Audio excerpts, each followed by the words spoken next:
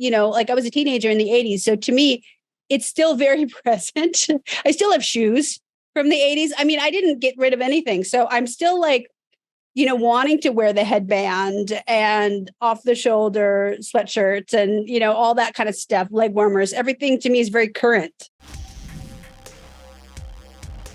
I mean, obviously, this movie is all about promposals. So, what is something that your perfect promposal would include? My perfect promposal would probably include a clause where I could get home at 7 p.m. I don't like to go out at night, even though I'm a stand-up comedian. I will do that at night, but I do love an afternoon. Can we have the prom in the afternoon? That would be my thought, my hope. I love an early dinner. I love an early night.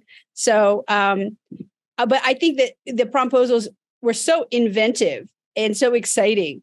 So, and they were 80s themes, which is actually my era. So it was very, very cool to watch in the film. Well, you worked in so many different genres. So, what was it about Prom Pact, that really made you want to be a part of it?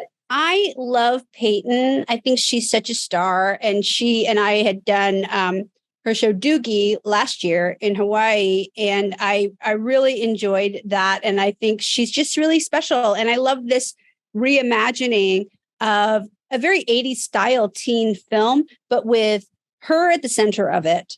So you have this very driven Asian American woman who wants to, realize this one very specific dream of Harvard, and kind of the way that she goes about this journey. And, my character's there to help her provide balance for her, try to look towards balance when she's just so driven. She so much wants one thing. Well, I absolutely love Miss Chen. I think she was my favorite character. She never sugarcoated anything for Mandy. She always told her how things were. So did you enjoy getting to play a character like that? I loved it. I love that I get to be an openly queer voice of reason, which is very important.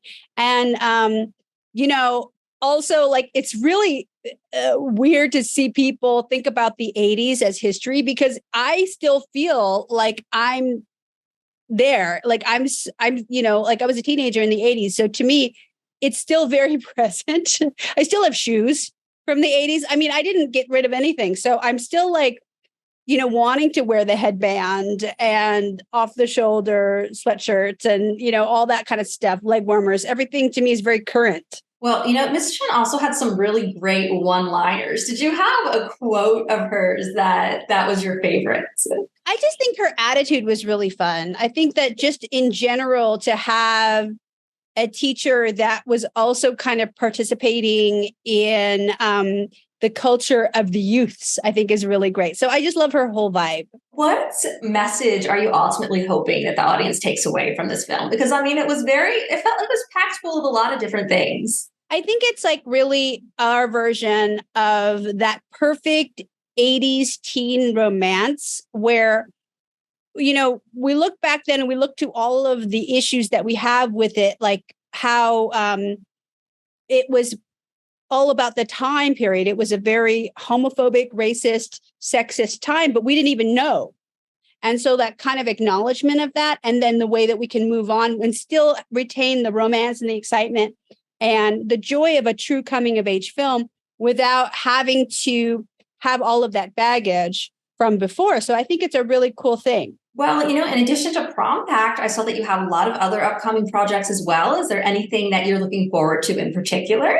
I'm just excited to be on tour with my show. I'm out there. I'm doing shows. It's called Live and Livid, and I'm going everywhere. That sounds awesome. Cool. Well, that was all I had for you. So thank you so much for chatting with me about the movie again. I absolutely adored it. It was so cute. So cute. Thank you.